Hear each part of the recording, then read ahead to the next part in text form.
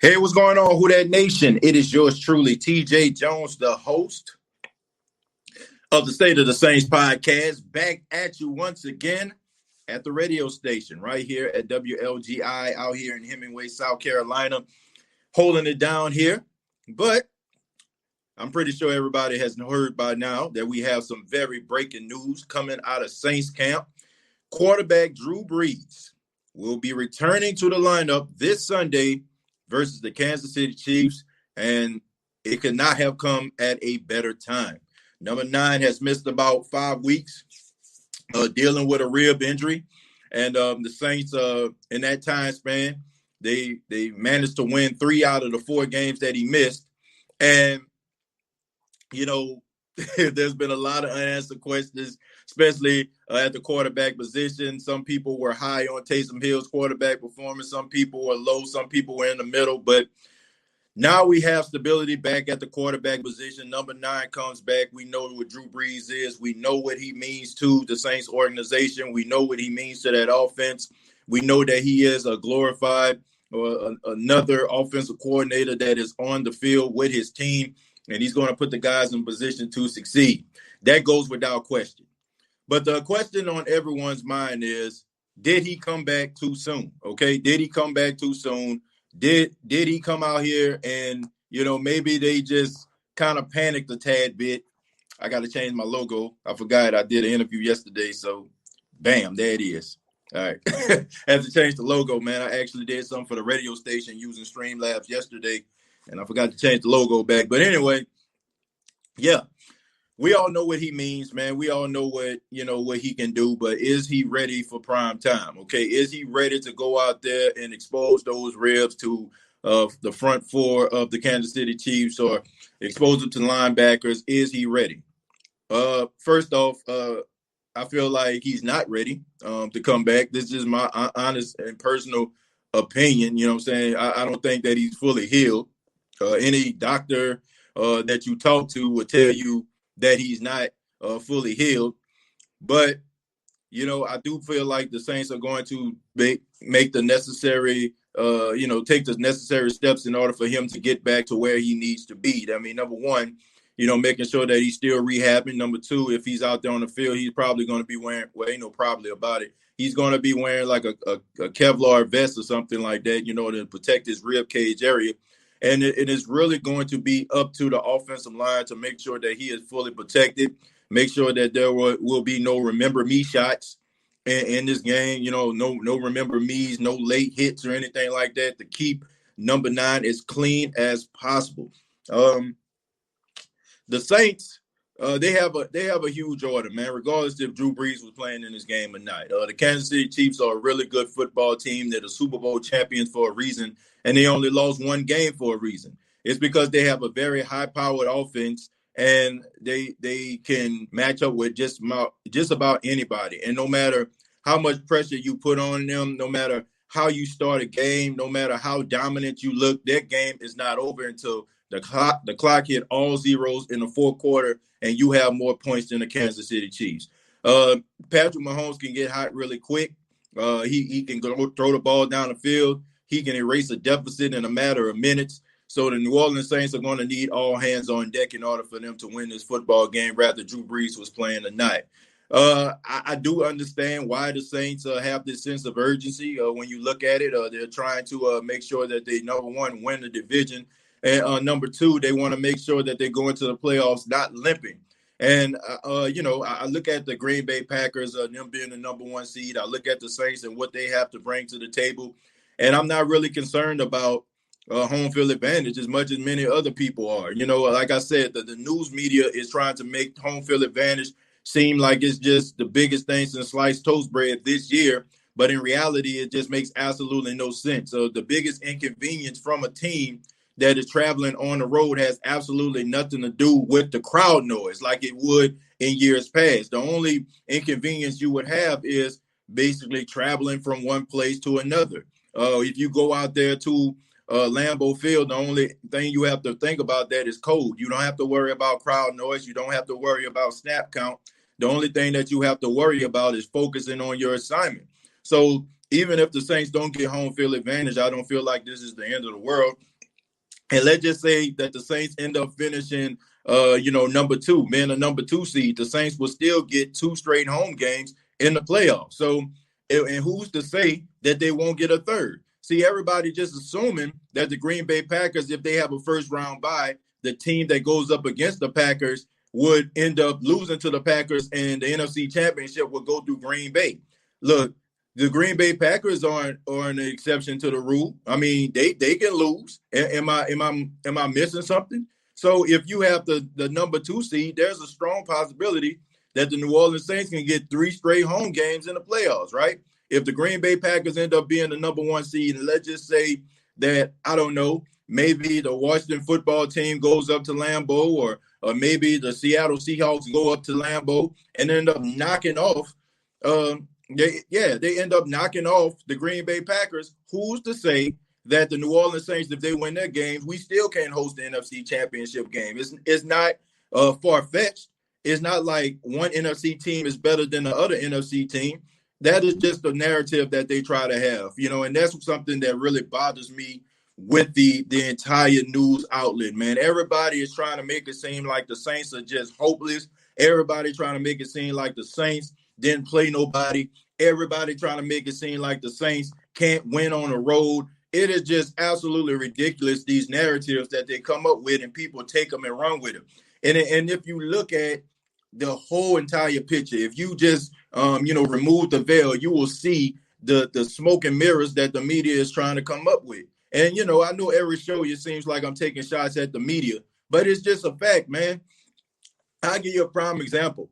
On yesterday's episode of Get Up on ESPN, they were talking about this same narrative about the Green Bay Packers, the Saints traveling on the road in the NFC Championship game. The topic was about Kansas City and the Saints, of course, this game. And then they started talking about the Saints sustaining home field advantage. And they brought up a video of Tom Coughlin in the NFC Championship game. And they were talking about how cold it was out there. And look what the Saints would have to be up against and stuff like that. And then Adam Schefter just intervened and jumped in and said, yeah, it was cold out there and everything like that, but the Giants ended up winning that football game. They went to the Super Bowl, and everybody was like, nah, what's going on? Like, they tried to hurry up and dismiss him and stuff like that because he completely destroyed their narrative. And not only did he destroy their narrative, but he ended up saying the same thing I was saying to you right now about how there's no crowd in these stadiums, and it's not really going to be a factor, and it is not like how it once was. And the rest of the guys that were on the panel were trying to shush him and stuff like that, and trying to talk over him. That's what the media does, man. They try to lay these little nuggets down for other people that are fans of other teams to come in here and bring these narratives to you. But like I said, if you clear back the veil, man, you'll realize that a lot of this stuff that the media is talking about, it has a lot to do with them just trying to make sure that you tune in and try to keep these storylines alive. Look, I'm not concerned about that. The only thing I'm worried about the Saints going into the playoffs, if the Saints go up in there and they win these football games. I'm just sick and tired of watching the Saints have a really good football team go to the playoffs and forget how to play football. That's my main focus. Going to the playoffs, winning these games, and doing what you need to do in order for you to sustain success in the postseason. And hopefully you can get yourself to the Super Bowl and let the best team win. All right. So that's my opening statement. Just want to go ahead and put that out there. Go ahead and open the floor to some of you, see what you all have to say. We're going to start with Kim. Kim says, I like us better on the road, to be honest. Yeah. And that's another thing. The Saints are a really good road team. The Saints are one of the top road teams in the NFL, over the past decade. But that's what they don't tell you. They try to tell you the narrative about the Superdome being loud and crazy and the Saints can't play anywhere but the Superdome. But that's for people that don't really focus on the Saints. That's people that actually allow the media, once again, to give them the narrative about a team. That the Dome team cannot generate success on the road and outside or in inclement conditions, which is absolutely ridiculous. Leroy says, good podcast, TJ. I appreciate it, Leroy. Thank you for stopping by, my friend. RB says, Drew Brees is going to be running for his life. Ribs. Well, that remains to be seen, and let's not get it twisted, man. Drew Brees is a smart quarterback. Drew Brees knows how to get out of harm's way. Drew Brees knows how to fight another day. And I know that our offensive line had a tough outing last time, but don't act like this offensive line is not a good offensive line, man. Just because, Taysom Hill kind of put them out there like they didn't know what they were doing because he was kind of holding on to the ball too long. And every expert, including the head coach of the Saints, said the same thing. Mike T, Easton, Kamara, Brown, P-Rob, all of these guys are important and all have been banged up. We need to buy. I disagree. I disagree with that. I disagree with the Saints just needing to buy. Like I said, I don't buy into this team needs to buy thing. You know what I'm saying? I don't buy into that. Like, I've seen teams that have buys go out there and play sluggish and end up losing in the divisional round. We've seen this a couple years ago with the Dallas Cowboys. I mean, we've seen teams that have first round buys come out and lose football games. There is no proof. You know what I'm saying? Like, there's no proof that a team that gets a buy, you know what I'm saying, has 100% chance to win, the Super Bowl championship. Look, a buy will only be good if it was like a season like none other. Like, if we had crowds at these stadiums, if we had fans in the stands, then I would be like, yeah, okay, cool. We need first round bye, but I really don't. I really don't see that. I really don't see the need of a first round bye this season. I really don't. Green Bay don't even want to play in the cold. Well, I disagree with that. I disagree with that. They play in the cold every single year, so I don't think they have a problem with it at this point. I just pray that we don't have Drew on the Applebee's menu for the new prime ribs. Yeah, well, look, I feel like the Saints know what they're doing, and I understand that people are skeptical about it. I mean, I'm skeptical. I know for a fact. I don't care what anybody says. I don't care what Drew says. He is not fully 100%, okay? He probably good enough in order for him to be able to sustain or, take, some impact on his rib cage, but it's not 100%. And I guarantee you he's going to be out there with a Kevlar vest on. I guarantee you he's going to be out there with a Kevlar on. You know what I'm saying? I know he is. There's not a doubt in my mind. They all teleprompter guys. Yeah, pretty much. Teleprompter guys and earpiece guys.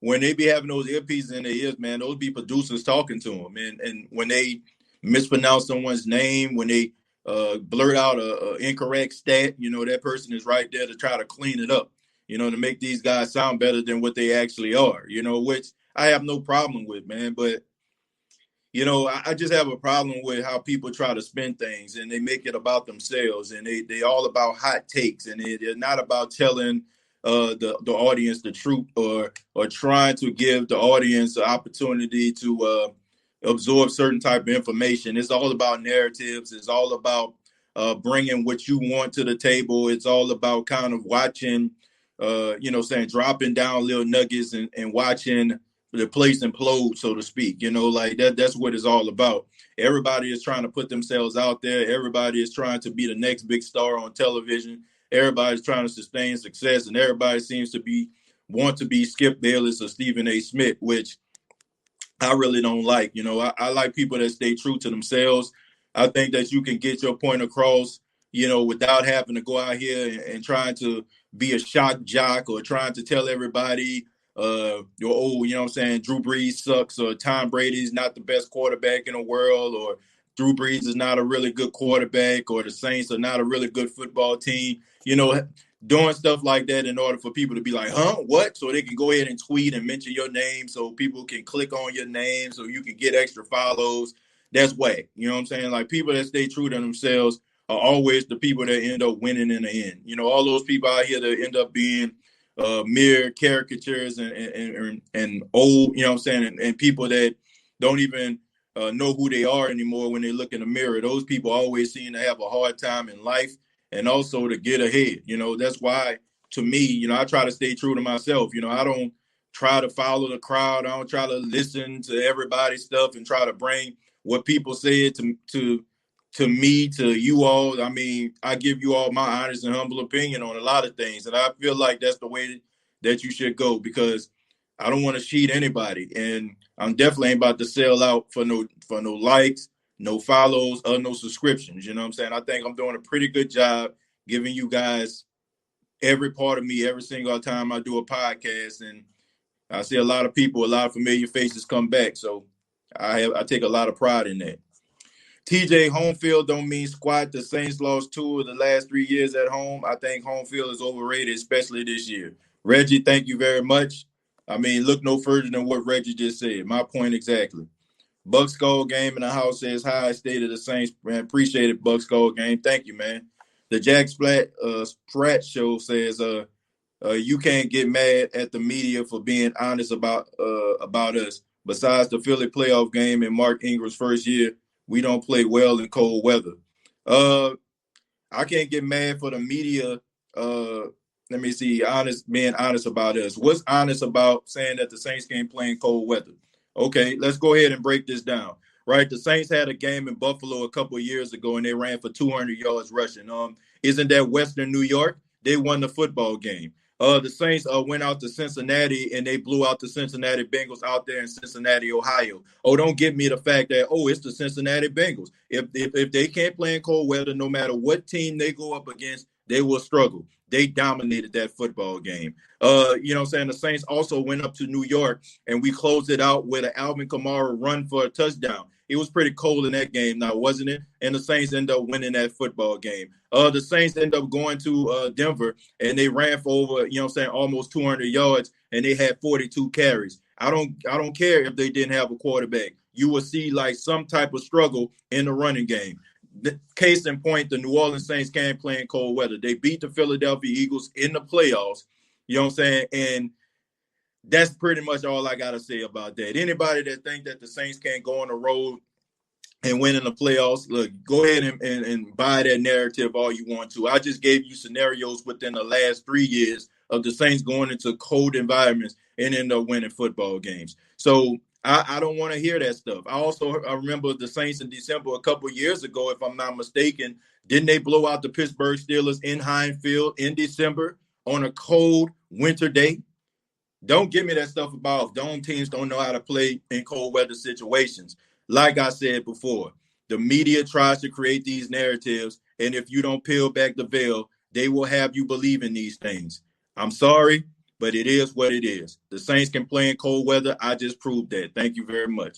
Moving on. Tim, thank you very much for the $5. Says TJ Jones, another morning podcast I made on time. Is Drew healthy for the game? Well, I think that he can play in the game.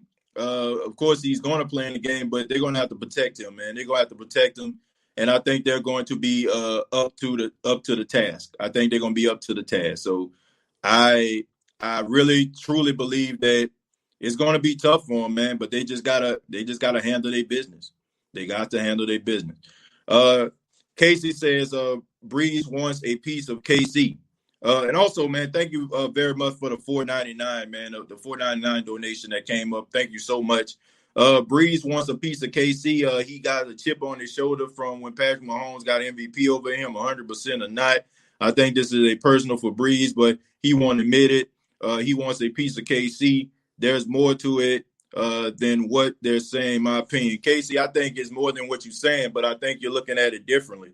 Sean Payton said something on the podcast of Huddle and Flow with Jim Trotter and Steve Weiss, and he said that Jameis has an opportunity and Taysom will have opportunity once Drew Brees retires, and he pretty much confirmed that this is Drew Brees' last year. So Drew Brees wants, before he retires, to go up against a guy that a lot of people are considering to be the future of the NFL, and this may be his last opportunity.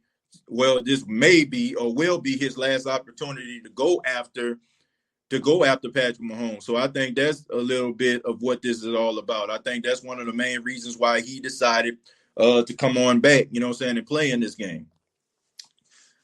Sad Scott says, Peter spit at Landry, shaking my head. That's dirty, no cap. Yeah, man, Marcus Peters, man, God bless the brother. He a good football player, but, man, he has a lot of issues, man, a lot of personal issues that he needs to deal with. I remember a couple years ago how he went up into the stands and got to the face of somebody heckling him, and it just is a bunch of stuff, man. Him about to fight on the field at the end of the game, and man, he's an emotional guy. But sometimes you got to put them emotions in check, man. Make you look kind of crazy. Keith says at this point, TJ, I don't care about the 1 seed no more. At this point, that's on the Saints. They lost it. So now it's time to go out here and take what you want. If you really, it's really Super Bowl or bust, because ain't no breezes next year. Yeah, man. You got to go out there and handle your business.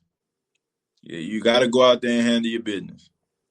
You keep Brees safe by running the ball, and we can run the ball on the Chiefs. 35 carries win us the game. Yeah, and also you control the time of possession as well. That's something that the Chiefs, have struggled with was, stopping the run. So the Saints run the ball really well. So it's going to be a really good game. To me, if the Saints think about running the football, you might see a lot more carries. We a dome team that's not used to playing outdoors on grass, so home field is very important. It's not about the fans. It's about the outdoor environment. Why are people saying this? Where's your proof? Where's the proof? Like, where is the proof that the Saints can't play outdoors? Somebody please tell me, am I missing something? The Saints are one of the best road teams in all of football in the past decade. What are we talking about here? Where's the proof that the Saints cannot play outside? Where's the proof? Where's the proof that the Saints just melt under, outside environment? Where is this proof? Where is that? That's all I'm saying. Like, why are we taking what the media is telling us and bringing it back? What are we doing here, man? Where's the beef?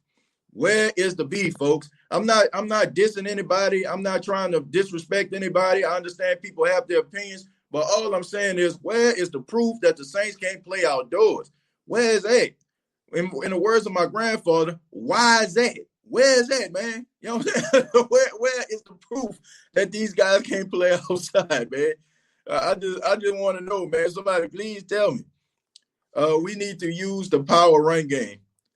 You ever thought of doing your podcast on Amazon, Spotify, iHeartRadio, etc.? Jeffrey, man, I'm on all of those things, man. Every last one of them. Every last one of those I am on, okay? You can check out the State of the Saints podcast on iTunes, Spotify, iHeartRadio, Amazon, everywhere, man. Everywhere you get your podcast. You can even ask Alexa to play the State of the Saints podcast, and they'll come up, man. We out here, Jeff. We out here, man. But I appreciate it, man. If it's another podcast platform that I'm probably not aware of, feel free to put it down, man. I'll submit that so I can try to see if my podcast can make it. John says, I do not trust the Saints medical team. Look how many players have been misdiagnosed.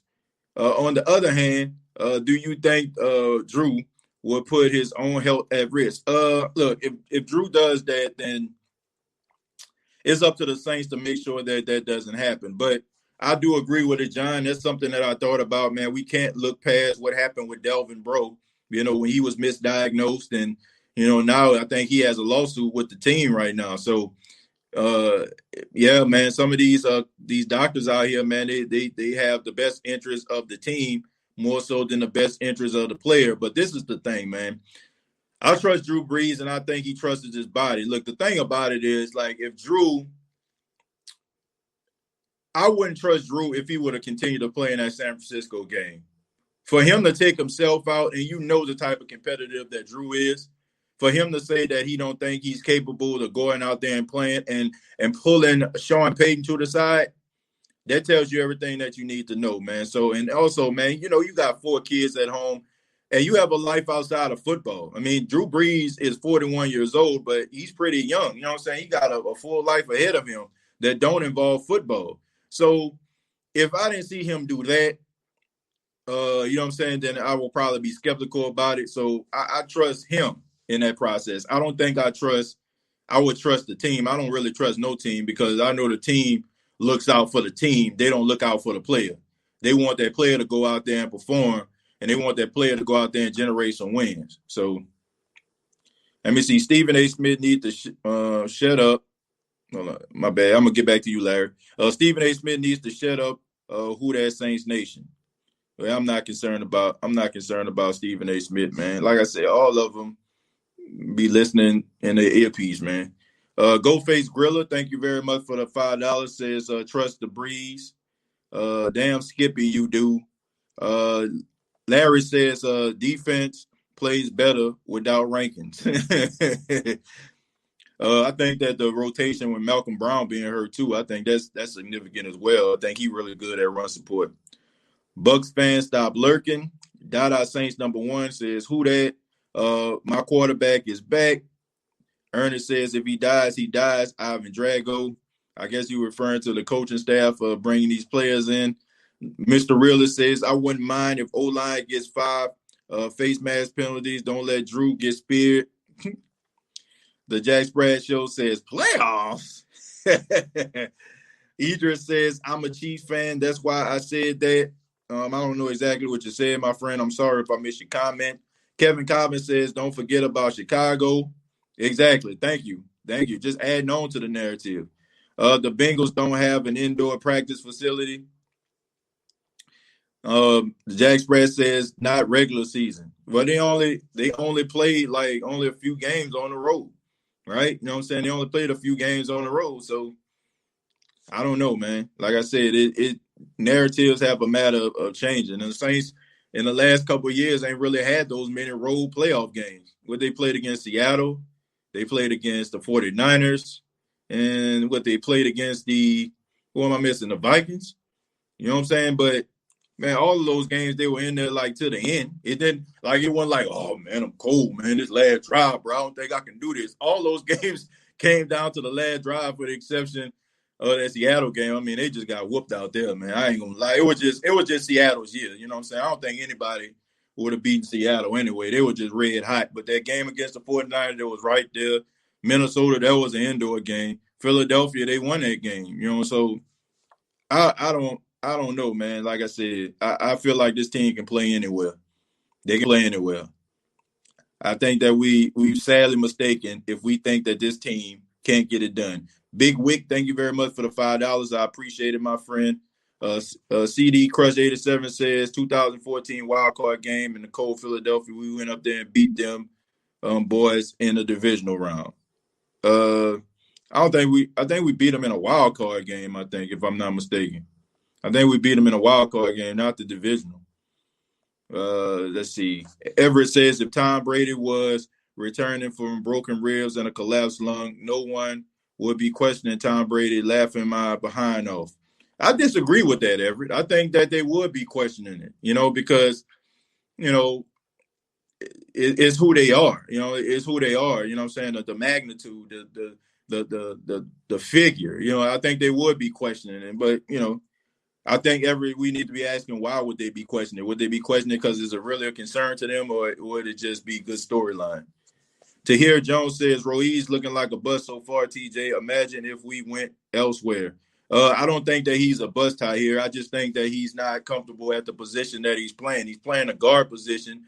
He's played center, I think, every single year since his sophomore year of high school. So you're expecting this guy to go out there and play a position that he's not used to playing. So, and then also, I don't consider him being a bust, because in reality, I mean, he only gave up really one sack, but it was the sack that really that cost the Saints, Drew Brees for a couple weeks. The thing about it is, with offensive linemen, we don't pay attention to the offensive linemen when they're doing good. We only pay attention to them when they're doing bad. And when they're doing bad, I guess it's completely like amplified because it comes in huge doses, you know what I'm saying? But it's kind of the same, way when it comes to the cornerback position. When guys are out there with good technique, breaking up passes, we really don't see anything. But then when a guy give up a pass or two, oh, he sucked, and the stuff like that. So I think the offensive line is the same thing, but I think we need to put this in context to here. You have a right to criticize, him playing that position, but we also have to acknowledge the fact that that's not his position in which he's comfortable with. I think next year, if you want to fully evaluate him with an off season, you got to look at the fact that he still has a young kid's body. You know what I'm saying? Like he still has to kind of bulk up, develop a little bit, and also get to his primary position at center. Then I feel like that would be the right time for us to evaluate him. Right now, I just feel like he's kind of just going through the motions and kind of plugging and playing. And if you look at how the Saints have been utilizing the offensive line, he hasn't even been in a starting lineup. And you probably wouldn't have seen him as much as you did in Philly if Nick Easton wasn't out with a concussion. So let's put that in context, man. Let's not put the bust title on him. Acknowledge the fact that, okay, there wasn't no OTAs and no mini camp, and training camp is not going to get you ready to play the center position. So he's not at the position that he would feel comfortable with playing. So next year, when he has a full off-season training camp, OTAs, mini camp, or whatever, then we can evaluate him when he goes to that center position and you see Eric McCoy go to the outside at the guard position. So every team in NFC South has less than 48% franchise winning percentage. You said that yesterday. Find some new material, Patriot fan. Jarhead says Spygate, Deflategate, Hookergate, Brady rules, please. Oh man, Saints have been terrible apart from Bucks games. I disagree with that. Sean Payton is better than Bill. I disagree with that. Bill Belichick is the greatest coach of all time. Might say Hookergate. Oh man, y'all boys crazy, man. Y'all boys are crazy. Yeah, but I don't feel like Sean Payton is better than Bill Belichick. That is not true. Even on the State of the Saints podcast, that is not true. Bro, I ain't even going to answer him. He's a troll. I mean, y'all haven't figured that out right by now. Ruiz is a rookie. No offseason, no OTAs. I say he's doing very well. Yeah, I mean, like I said, you have to evaluate him when he goes to his primary position of center. RJ Mason said, TJ, how many points you think we put up on the Chiefs? RJ, I'll let you know on tomorrow. I got to say something, man, with the prediction show. So I'll let you know tomorrow on the prediction episode of the State of the Saints podcast. I'm not going to say it right now. And then also I'm going to be taking some of your calls on that show to get the predictions as well. So tune in, man. Not quarterback, not cornerback. Let's see. Idris says he's getting facts thrown at his face, and he's ignoring it. Reeves is still a rookie. Idris laughing his behind off. Rob says, do you think our secondary is doing okay, CJ? Let me see, getting too many PIs, and Lattimore gives up the big play often. I think our secondary is doing really well. And I think for weeks, we haven't said anything about this secondary. So why should we start talking about them now? Like I have an issue with that. You know what I'm saying? Not you in particular, Rob. That's a good question, but I just want to tell you why I feel this way. I think that we always try to nitpick when this team loses. We always try to nitpick when this team loses, and I don't hear these same type of comments when this team is winning. And that bothers me because I feel like in the midst of losses, we always try to criticize this, but when we're winning, we don't say anything at all. We don't talk about some of the deficiencies that we see. We don't talk about some of the shortcomings. We don't talk about those things at all. Okay, we don't talk about that. We don't address those things. So why is it that when the Saints lose, all of a sudden, like everything is just like a avalanche? If we have these same problems, then we should address them in victory as well. I don't think that this team has an issue with the secondary. I mean, they've been playing pretty well. They went up against a high-powered team, and I want people to understand this, okay? They went up against the Tampa Bay Buccaneers team that was dropping 46 and 38 and 40 and, you know what I'm saying, on these other teams, and they only held them to 3 points. The Atlanta Falcons, before the Saints played them, they dropped 44 points on the Las Vegas Raiders. So, I mean, I don't know what to tell you. You know what I'm saying? These teams have some really good talent. They got some really good talent out there. So, I mean, look, no secondary is out here, you know what I'm saying, taking the world by storm. Nobody is the Seattle Seahawks secondary. Nobody is the Cleveland Browns back in the day with Marty Schottenheimer was their coach when they had two of the best cornerbacks in football. Nobody is doing these type of things, you know what I'm saying, this year. Okay, a lot of teams are bend but don't break, but I like what the Saints are doing. I think these guys were playing with a lot of confidence. I like the amnesia aspect. When they give up a big play, they don't let it get to them. They go back and they continue to battle. So I don't have an issue with that, man. All I'm saying is we got to be consistent, folks. We got to make sure that we're not being prisoners of the moments, and we got to make sure that we're not overreacting when it comes to players. Okay, so I like to reserve my judgment. I think that this team does some things really well. And if you ask me, like, have I seen improvements from players in the secondary this season? I would say absolutely. You can say that C.J. Gardner-Johnson is a much better player defensively than he was in his rookie year. You can say that Marcus Williams has become a much better tackler than he has been in years past. You can say that Malcolm Jenkins has become a much better player in the secondary than he was when he first came back to the Saints. And you can also say Janoris Jenkins is playing a little bit faster than that. Now, you know what I'm saying, you can talk about Lattimore having up and down, but, I mean, he's been that way, his entire year, you know what I'm saying, his entire career with the New Orleans Saints. So, in my honest and humble opinion, I think that they have a recipe for success. And, they're no worse or no better than any other team that I've seen. Tahir, thank you very much for the 1999, my friend. He says, I like the kid. He is from Jersey. He has been getting outplayed through New Orleans offseason, no OTAs, but you have a job, man. You fill a spot that you are put at. Nick has been outplaying him. 2 concussions in 1 season is costing. But Tahir, once again, thank you very much for the donation, but that's not his primary position, man. Like if you put Marcus Williams at outside cornerback, do you expect for him to be shutting down the field?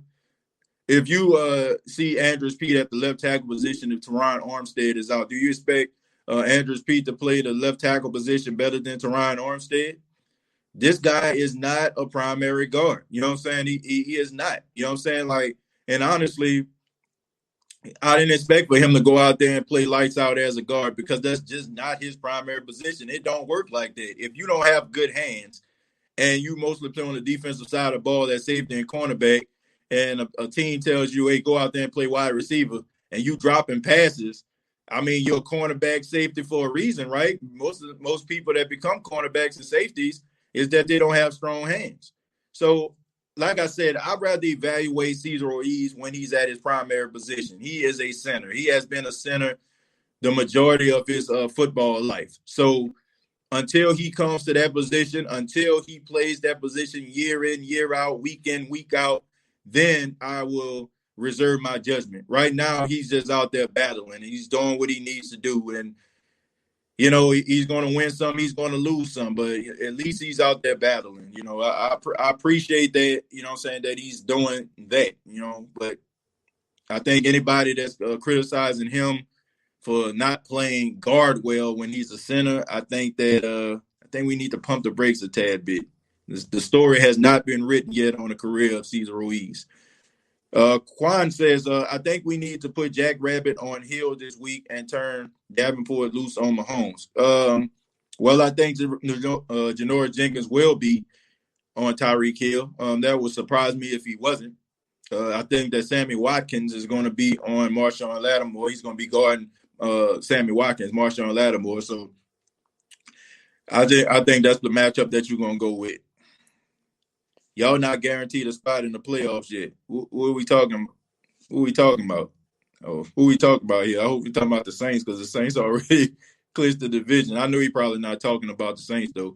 Last week was a fluke, bad week, and our defense have thrived for weeks. To be honest, I see that game as a wake-up call. We're ready to eat, and these boys are about to take their chains off. Well, I hope so. I'm not, like I said, I'm not being a prisoner of the moment. Exactly. We win. Let me see. You don't hear about no one being called a bust. When we lose, they want to jump ship, keep the same energy. Exactly. I remember week 1. Was that week 1? Yeah, week 1, I think the Saints end up winning against the Tampa Bay Buccaneers. And I think I did an episode, I think the next day or the day after that, about some of the things the Saints need to clean up, and everybody started criticizing me. And they're like, man, why you doing that, man? We won. Y'all acting like we lost. But I'm like, why hold that energy in, or, some of the concerns you have when a team loses? You know what I'm saying? Like that's the kind of stuff that makes us sound like whiners. That's the kind of stuff that makes you sound like a crybaby. is when you wait for a team to lose and then all of a sudden, like, oh, this happened, that happened, this happened. They need to fire this person. They need to fire that person. Like that makes you sound like you're a whine and a crybaby. And that's when, Saints fans start to get this stigma of being criers and whiners and complainers and talking about everybody cheating every time we lose. Like, keep the same energy. Like, pay attention to the game. Don't just focus on the outcome. Like, look at some of the issues that was plaguing the team. I stood by what I said, and I didn't apologize for it. Don't just wait for the team to lose in order for you to bring something to the forefront. If you see something, say something. Don't just be, don't just, what they say, don't just know where your umbrella at when it's raining. You know what I'm saying? Know where the umbrella at when the sun's shining too, because you might end up needing that umbrella one day. You know what I'm saying? Real soon. So, keep the same energy. That's all I'm saying, man. Keep that same energy, folks. Washington football team will win the Super Bowl in February. Alex Smith. Alex Smith, once again, I won't say once again, Alex Smith, we appreciate you. Definitely going to win comeback player of the year. Glad to see you back in football. That story on E60 was absolutely amazing, man, that you even walking around. But at the end of the day, my friend, I don't see that happening, Alex. I don't see that happening, man. But I'm glad to see you back. And I understand that you're a little banged up right now. Hopefully you get back on the field. Ken Hawk messaged Steve on what app? Okay, what are we doing here? Let me see. Ken Hawk messaged Steve on what app? He got you 5,000 in your cash app. I got spam on here, boy. I done made it, boy. Imagine. we done got spam on here, man. We done made it. Who that nation? I think the NFL's higher ups. Let me see. Pressured Brees to come back, not at 100% for CBS TV rated Brees Mahomes narrative. I hope not. But I don't think that's the case, man. I really think that Drew Brees just wants to go out there, play against Patrick Mahomes because he feels like this might be the last time he gets that opportunity.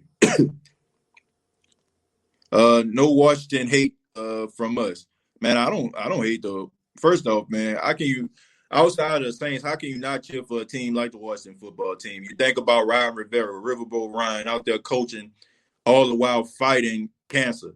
You think about Alex Smith, man, who almost was on the verge of getting his leg amputated, but not right now. He's out there playing a quarterback position.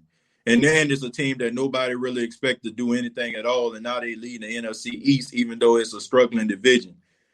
I like the Washington football team. I got a lot of respect for a lot of the guys on that team, and some of those stories are just absolutely remarkable, man. So, unless they playing the Saints, and I root for the success of Ron Rivera and Alex Smith, no doubt about that. But I ain't got no hate.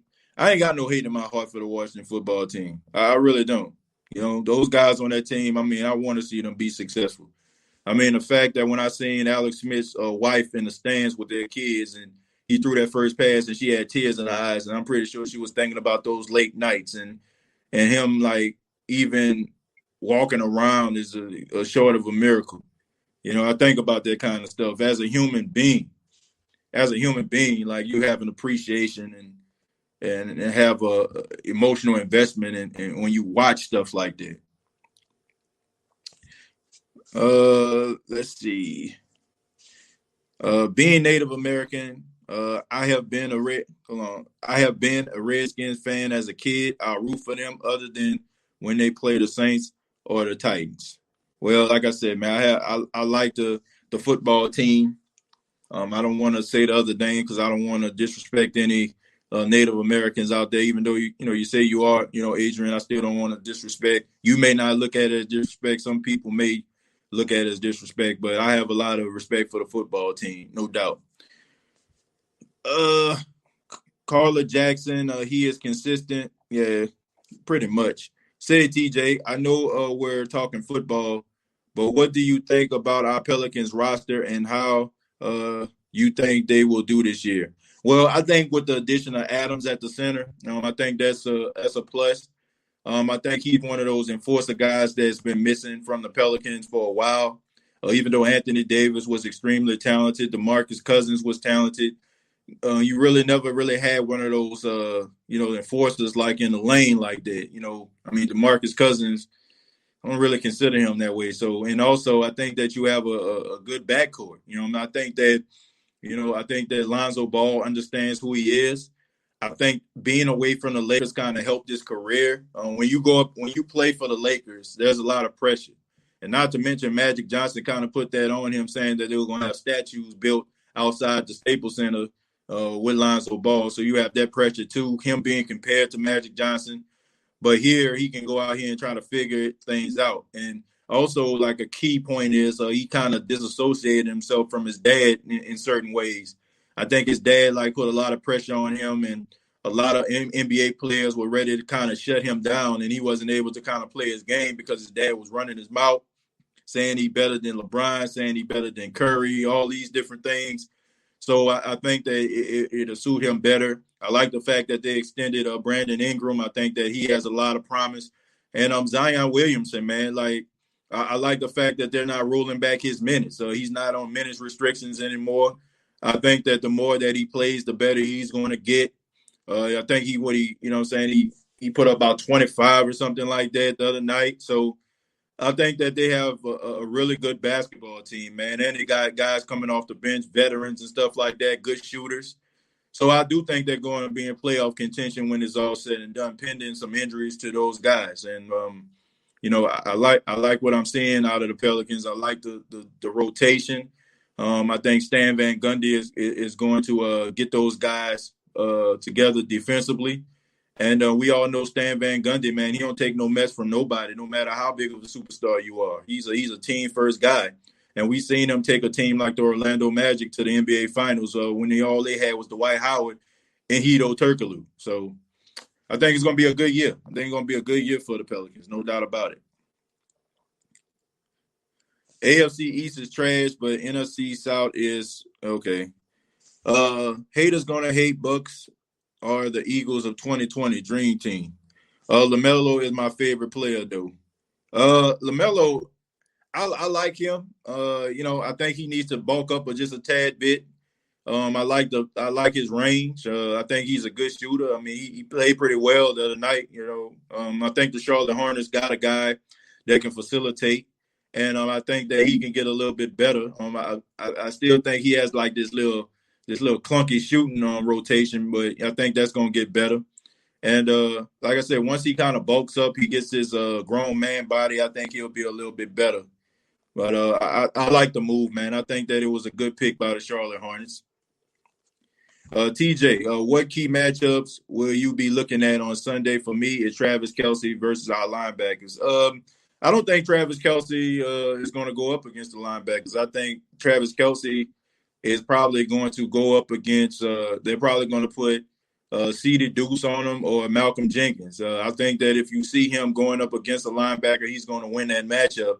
So I think they respect him enough. It's almost similar to when Jimmy Graham was the primary receiver for the Saints, and I think they played the Patriots one year, and they put Aqib Talib on him. They had him out there following him. So I think that he's going to demand the respect of a cornerback or a safety more so than a linebacker. You put somebody like Demario Davis on somebody like Jack Doyle, or you put him on somebody like, I don't know, I'm trying to think of a guy, Mark Andrews or something like that. You put them on guys that are not really runners, but they just got big bodies and they can catch balls as possession type receivers.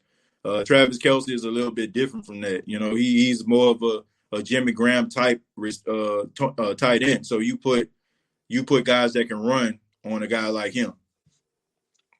Good morning, TJ. How do you think JSU will do this year? Question coming from Southern University alum. Well, James, I think they're gonna do pretty well. Only thing I'm just saying though, I just hope that those envelopes that they're giving out to these players ain't got no names on them, if you know what I mean. Like they're getting players, they're getting these recruits, these 3- and 4-star recruits, and they're getting them from these universities. All I'm saying is, I hope that those envelopes don't have no names on them. And I just leave it at that. But nevertheless, I think they're going to have a good season. I think that, Deion Sanders, I think his presence just alone is going to have guys out there playing well. They're going to be playing loose. They're going to be playing with confidence. But once again, I have to say it again. I just hope those envelopes didn't have no names on them. Malcolm Jenkins got cooked by Darren Waller. Hopefully, he learned from that game. Well, I just think that he was young in his system. Ever since that game, he hasn't played the same. Shout out to my wife Courtney, New Orleans Saints fan via marriage. Okay, man. Shouts out to Courtney. Appreciate you. Thank you for stopping by, man. And shouts out to Courtney once again. Ray says looking forward to them stopping the game once Brees hits 80,000. Well, I don't want that. Please don't stop the game. Please don't stop the game. We don't need the game to be stopped. Yeah, just keep playing. TJ, do you think Saints beat Chiefs? Now Drew Brees back. I'll let you know Bucks Gold game on the next edition of the State of the Saints podcast predictions. Let's see. Already read that one. Let's throw back up, see if I missed any on that one. Neon Dion is tearing it up. The early choice pick at JSU. Return to winning football on the way. Go Tigers. Yeah. Like I said, as long as the envelopes don't have no names on them. Oh, man. That's the only concern I have. Defense plays better without Rankins. I think you said that before. I don't know, man. I think he's a good player. I just think they just had a bad outing. But anyway, but I think that the offensive line is going to keep up Drew Brees. They're going to have him stay up. I don't think that you're going to see him getting sacked and everything like that. I think that Drew Brees and Taysom Hill are two different quarterbacks.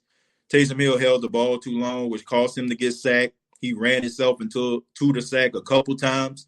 We all know that Drew Brees, if he don't see nobody, he's gonna throw it at the running back's feet. He's gonna throw that ball out of bounds. He is going to throw the ball at the ground. He's going to do something, to make sure that he doesn't give up a sack because he understands those yards are very, very important. There is nowhere in the world, unless it was just something that he just could not help, that you would see that Drew Brees would be giving up a sack that late in the game. You just don't see that kind of stuff. You don't see Drew Brees giving up no sack late in the game like that when the game on the line. You rarely see stuff like that. So, TJ, is Malcolm Brown playing this weekend? I'm not sure. I will have to check the injury report, but according to that injury, man, it was pretty significant. So it would surprise me if he did. Facts, he's been practicing. Go Saints, who that? He's going to hide in the basement. Last season, he was shut down. Lattimore. Yeah, he did play much better. Well, he was up and down last season as well, man. He had some good games, had some bad games, but that's most cornerbacks, man. Like that's most cornerbacks having good and bad games. I just think that the expectation that we have for Marshawn Lattimore, we expect for him to shut down guys every game. That's the narrative about him. But I mean, he had some bad games. I hope he don't come back if we win. He would do us all a favor. Hopefully, Breeze brings that Chopper Styles morale back to the team, and they aren't looking depressed on the sidelines. I hope they don't. Drew Brees equals TJ. I don't know what that means. You have to clarify on that. I don't think I'm not nowhere near Drew Brees in no way, shape, or form. Do you think Thomas will play? Yes. Yeah, I do think he's going to play. Any given Sunday, yeah, any given Sunday. Any given Sunday, you can beat anybody. I think that's been proven. Now, he does us a favor by coming back, TJ, getting more traction in the YouTube algorithm. Bless up. I don't know, man. I don't understand why y'all, letting that guy get to y'all, It's obviously that he just knowing that and he poking the bear and it seems like he's pretty good at it. Offense needs to keep two tighter. When I said stop the game, I meant stopping the game to recognize history being broken like they did versus Washington. But that was different, though. I mean, he became the all-time leading passer, passing somebody that's not playing anymore. Like now the record belongs to him. Like, honestly, he just kind of setting his own pace right now. So I don't see it's necessary for him to do that. If you want to acknowledge on the telecast, fine. But to stop the game, oh, he reached 80,000 yards. Nah, I'm good. I'm good, man. He means TJ to go too. Well, I appreciate that, man. I appreciate the kind words. I appreciate everybody that loves the podcast. I appreciate everybody stopping by. It's always extremely humbling. It's always extremely humbling, man, when I have so many people stop by and give their well wishes and talk about how much they love the podcast. Y'all don't know how much that means to me as a person that does this all the time and and has a lot of fun doing it, man. It's just like somebody just watching you have fun. This is how I feel about this podcast. Best podcast out there. Once you start taking calls, I'm calling in. Well, I take calls on weekends, man. I take calls during the predictions and also the post game. That's when I take the phone calls. During the week, I normally don't take phone calls because most of the time I'm probably at the station and stuff like that. So I don't take phone calls. It's more like interactive, and I do that also because sometimes when I take calls, it causes me to neglect, and I don't mean to neglect, but it causes me to neglect the comments. So I try to show love to everybody, the phone calls as well as the comments. So hopefully, when we do take those phone calls over the weekend, we hear from you. But I appreciate those kind words. That means a lot. Check out Demario Davis on trust levels. Oh, I already checked that out, man. Demario Davis, I mean, I already thought he was a great human being. I mean, that podcast just confirmed it for me. Big Sean PD said, just got in and heard the news that Drew is playing Sunday. I think it's too soon, and we should save him for the playoffs. I think a lot of people echo your sentiments, Big Sean, but I just think that Drew Brees probably thought about Patrick Mahomes, and this might be his last time playing against him. I think that played a huge role, ginormous, humongous role in him coming back. I think if they probably would have been going up against somebody like, I don't know, Jeff Driscoll or something like that, you'll probably see Drew Brees on the sidelines. But the fact that you're going up against a guy that people are saying is the man, that it is an extra incentive for number 9 to hit the field. The best podcast ever. You guys are right. I appreciate that, Joe. I appreciate that. Thank you, man. Kevin says how to call in. Well, normally, what I'm saying, I send a link out and, people click on it and they call in and chime in. But not on this edition, man. Like I said, I'm doing a prediction show on tomorrow evening. So feel free to stop by. I'm going to be taking calls. We're going to be talking about the Saints Chiefs game. I'm going to give the prediction scores. We're going to talk about the key players, the key matchups, and all that kind of stuff. So tomorrow I will be taking phone calls. So be sure to stop by. I'll make sure that I put, the scheduler up so people can know what time I'm going to be doing the show, and hopefully I see you there. And also, since I'm thinking about it tonight, I'm going to be on a East-West football podcast tonight.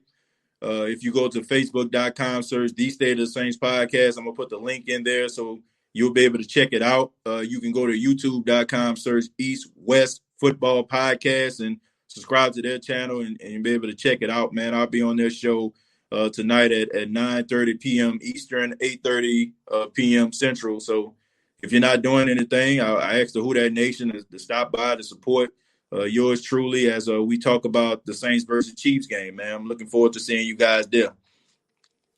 Tom might retire since he can't have his way in our division. Breeze ain't retiring this year. He will be back. Not from what I heard from Sean Payton. West says good vibes.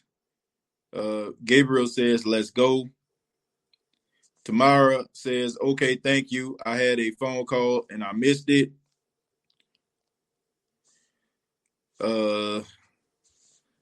What about Will Lutz turkey toe? Well, hopefully he can correct some of those issues, man. It is becoming alarming. So hopefully he can be able to kind of, weather the storm. What's up with Michael Thomas? Did he get hurt again? I think they just kind of taking it easy on him. It will be the Alvin Kamara game. And then another thing, I mean, not only was it the ankle, it was a hamstring too. So those hamstrings can be a tad bit funny. They can be a tad bit funny, man. I'm gonna be at the stream tonight for sure, bro. I'm putting the notice in. Let me see. Running errands now, but listening. It's all good, Jerry. Appreciate it, man. Thank you for stopping by. Damian says, TJ, I can't believe Drew rushed back like that. Even your wife said there's no way he should be healthy. Yeah. I am. My wife is amazing, and she's probably one of the most smartest people I ever seen. Like when it comes to like medical stuff, she may not admit it, but she's like a medical encyclopedia. Like it'd be like it could be like some funny medicine or something like that, and you know, she'd be like, "Well, spell it," and I'll be like, "I spell like the first three words." She'd be like, "Oh, you mean?" I don't know, Exibapam. I'm like, yeah, that's it. You know, like, but you ask her anything about any type of medical advice, like she right there on it, man. So I trust my wife. My wife does a good job. For those that don't know, she's a nurse practitioner, man. So I asked her about it, man. I said, how long you think it takes for somebody to get well? She said probably about 6 weeks or longer. So, it hasn't been 6 weeks. And she asked how many, and she was like, nah, he definitely ain't gonna be ready. So I trust my wife, man. My wife is really good at what she does. Sean Payton said Brees will retire. Might just be about right time for Saints spaghetti arm to retire. He needs game before the playoffs. Someone has a fractured neck. I think that was the guy from the Lions, right? That was the guy from the Lions. You were talking about. But I know Deontay Harris been having some neck issues. I don't know if it's fractured or not. The moment says, y'all punks is my prisoners. Thank you very much for the $2. The prisoners of the moment. Definitely got some up in here. We only need 4 to stop KC. We got this dub. Somebody said roll tide. Got Alabama in the building. Shouts out to all the people in Alabama. That's where my wife is from. She's from Montgomery, Alabama, by way of Tuskegee. Mike says, who we going to put in for Tyreek Hill? I think Janoris Jenkins going to go up against him.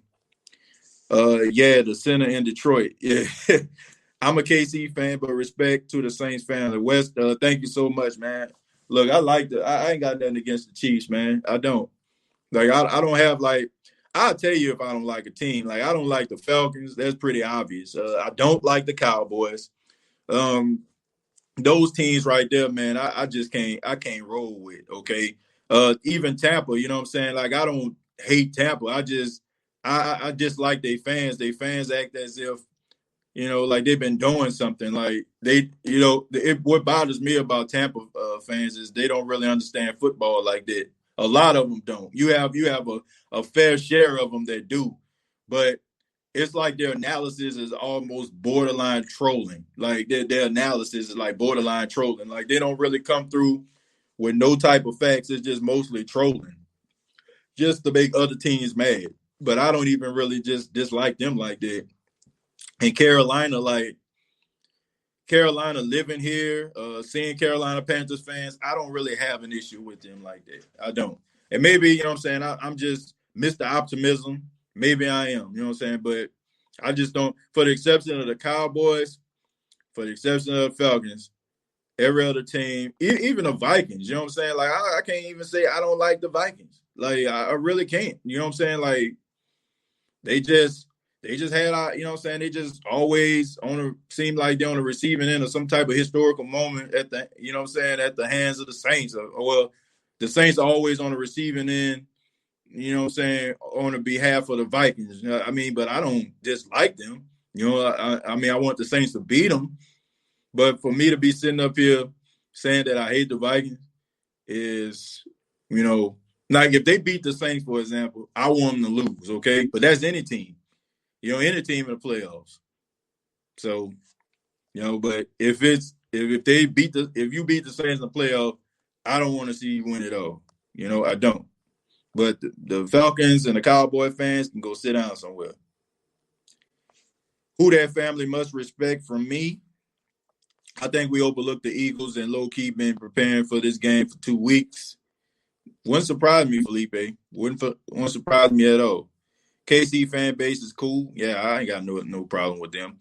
Two tight end protection for Brees. My neighbors on East Side are Cowboy fans. Man, God bless you, man. God bless you. I know that got to be something. I like the Chiefs. I only hate two teams, Atlanta and the Cowboys. Cowboys and the Falcons are the most delusional fans ever. Believe it or not, I hear a lot of people around town talking about Tyreek Hill, TJ, but I'm more concerned about Kelsey. I'm not concerned about Tyreek Hill. I mean, just call me naive. I just think that the way teams play him is just absolutely ridiculous. I think that that's just insane the way that they play him. Like zero coverage, man to man. Like, are you kidding me? You gonna go up against a guy that runs like a 4.2 40, you gonna do man to man on him? Well, you deserve to get beat. Put a safety on top. You gotta have cover too. You know what I'm saying? You can't let that dude get behind you. So shame on them. I don't fear him though. I really don't. I don't fear him to a point where I just feel like, he just. I don't feel like people like he the best receiver in football. I don't believe that. I just think he can take the top off the defense. I feel like with Tyreek Hill, I think he got about 3 or 4 years. I mean, he reminds me a lot. He reminds me a lot of Deshaun Jackson. That's who he reminds me of. How Deshaun Jackson, when he was young, like he was blowing past people and he was catching everything. And then, like once he started getting older and stuff like that, and couldn't take the top off the defense, he kind of sputtered off. That's the way I feel about him. I think he's gonna have some great years, some really good years. He's gonna be in that conversation, but over the course of time, I don't feel like he's gonna be able to sustain that success towards a Hall of Fame career. True Warrior pedigree. I know for a fact Drew isn't completely healed, and he's still letting it hang like he said beginning of the season. Yeah, like I said, I just think that he wants to go out there and play against Patrick Mahomes, and this could be his last chance to do it. Leanne, and also thank you very much, Ike, for the $4.99. Leanne says yes to play Tyreek like they haven't seen what he can do. Yeah. I mean, take the top like he takes the top off the defense. Why are you playing a man-to-man coverage? Unless you got a safety that's running a 4.2 like him. Maybe then you can probably go up against him or something like that, but I doubt it. Rob says, are you at work right now? Yeah, I'm at work, man. I'm at the radio station right now. Right here in front of the board. But yeah, I'm here, man. So the best thing about it, being here at work, it's kind of laid back for the most part. Most of my stuff is just about prepping and doing like production stuff, like putting out interviews, commercials, and stuff like that before my show comes on at 2 p.m. What's up, TJ? What it do? What's going on, Randy? Appreciate you stopping by. Sprung Out Pricey says Tariq is a great route runner and got better hands than Deshaun, in my opinion. I think Deshaun Jackson was a really good route runner. And he was extremely fast, can take the top off the defense. But like I said, I just wonder, like, when these guys start to get older and they start to slow down, would they be able to generate and sustain success? I think there's a reason why you don't see guys that run 4.2s inside the Hall of Fame. You don't see that. It's always the guys that are crisp route runners, and even the guys that really get the big contracts from year to year. They always be the guys that run good routes. It's not always about taking the top off the defense. Those are the guys that end up going to Canton. Those are the guys that end up playing in the league for about 12 to 15 years, and they're the guys that always seem to be some of the top players in the National Football League from year to year. So I'm not too much high on guys that just taking the top off the defense. I think they're weapons, but I also think they're an extension on what other guys are doing on the team. Blake, thank you very much for the $5. Says, I would be happy to see a rematch from 2018 in the playoffs. Why? So we can leave no doubt this game. Go Rams. I don't care who the Saints play. I'm confident that the Saints can beat anybody. I don't look at the schedule and like, oh, I want the easiest path to victory possible. Like, if you are that team, you should beat anybody. I've said this before on countless occasions here. If you are that squad, if you are that team, then it shouldn't matter who you play. It should not matter who you go up against. It shouldn't matter who you play. If you are the best team, prove it. We keep asking who gonna check Hill and Kelsey, but who gonna guard Mike? Who can hold Kamara? Don't worry, I'll wait. Exactly. It's a lot of fear in some of these comments, man. I don't know. I don't think that game gonna turn out the way everybody making it out to be. I'll just leave it at that. I'll elaborate on tomorrow. I'll elaborate on tomorrow. Canton, thank you very much for the $2. Says we ain't got no speedy receivers in our hole. Thank you very much, Canton, for the $2 for clarifying that. You heard it from the Pro Football Hall of Fame. We need to start famous Jameis. Look, Jameis ain't starting, man. Jameis ain't starting. We ain't gonna see Jameis the next year, and it's probably a good idea, folks. If Sean Payton can correct some of the issues with a guy who has a really good arm, that that can extend plays, that can make the Saints a high-powered offense once again because they can, have explosive plays. If you can keep that guy under wraps in bubble wrap and don't unwrap, and don't unleash him so everybody can see the improvements that he made, that'll put you in a position where you actually have to pay him more money to keep him around. I say to you, keep the guy on the bench. I think we're missing a very, very important point here. If Sean Payton can help Jameis Winston correct some of the issues like the interceptions, like the turnovers, the Saints can have themselves a really good quarterback in the future. So maybe Sean Payton feels that way, and Sean Payton seen the same thing happen with Teddy Bridgewater, and he don't want history to repeat itself. So everybody's saying, man, Jameis, man, put Jameis in. What if Jameis goes out there? Let's just say, for example, if Drew doesn't play in this game and you don't want Taysom to go out there and you put Jameis in, Jameis goes out there, throw for about 350 yards, 4 touchdowns, and the Saints win the game. What do you think the narrative is going to be?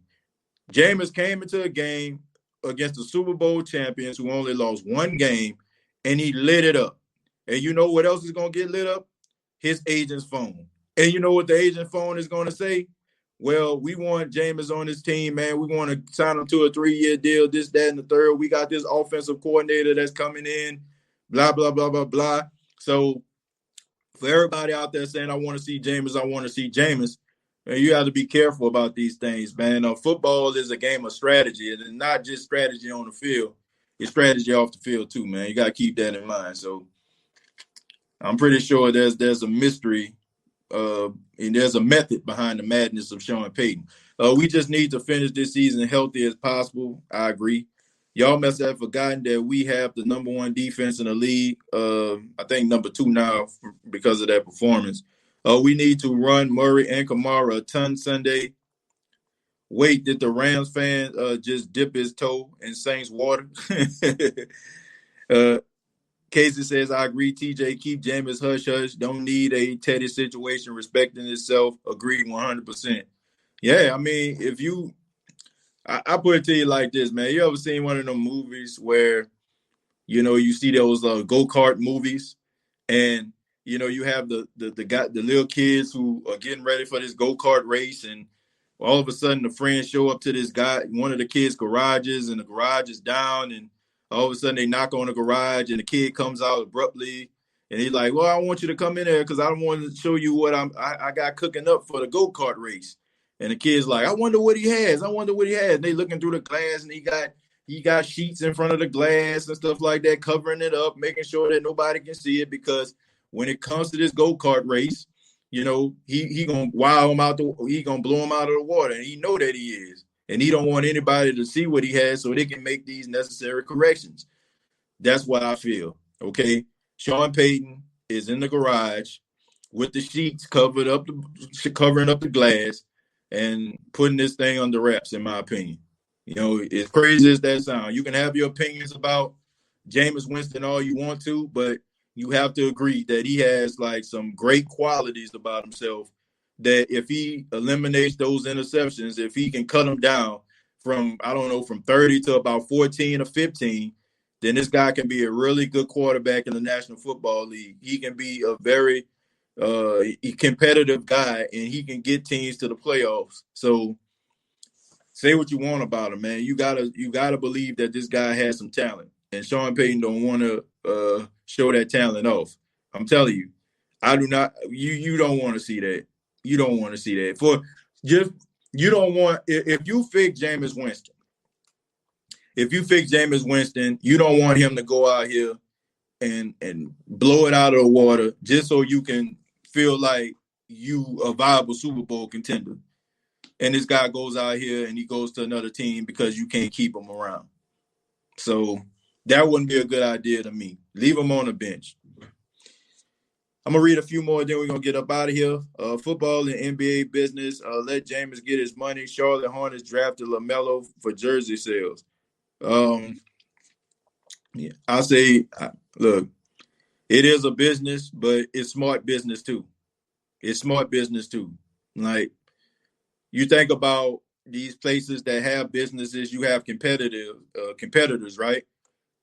The key is to make sure that you're doing things that the competitor is not doing to make your business successful. So you might hold some things back. You might roll out the red carpet at certain times that keep your competitors kind of, wondering what's going on, keep them lost. That's what you want. You know what I'm saying? Like, it's a business, but it's smart business too, man. You got to be smart about that. And I think the Saints will be smart about that. I would. The Raiders got their quarterback situation now. Winston Cool, he's from Bama. I mean, I think he got a lot of good qualities. And we're going to end it with DLP 2600 says, who that Lattimore better get ready. He find out real quick how good the Chiefs offense is. Well, I think he will be ready. I think the team going to be ready. They have a tendency of rising to the occasion when they play games like this, especially when everybody's saying that they're not good enough. Who did they play? They always seem to come out and play with their hair on fire when they're back against the wall. So who knows?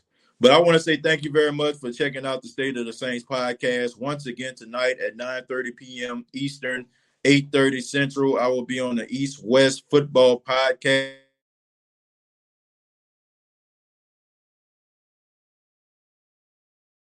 So please subscribe to the YouTube channel, youtube.com. Search The State of the Saints Podcast. Facebook.com. Search The State of the Saints Podcast. Previous episodes available on iTunes, Spotify, iHeartRadio, and Anchor FM. Look forward to talking to you all on tomorrow to discuss the.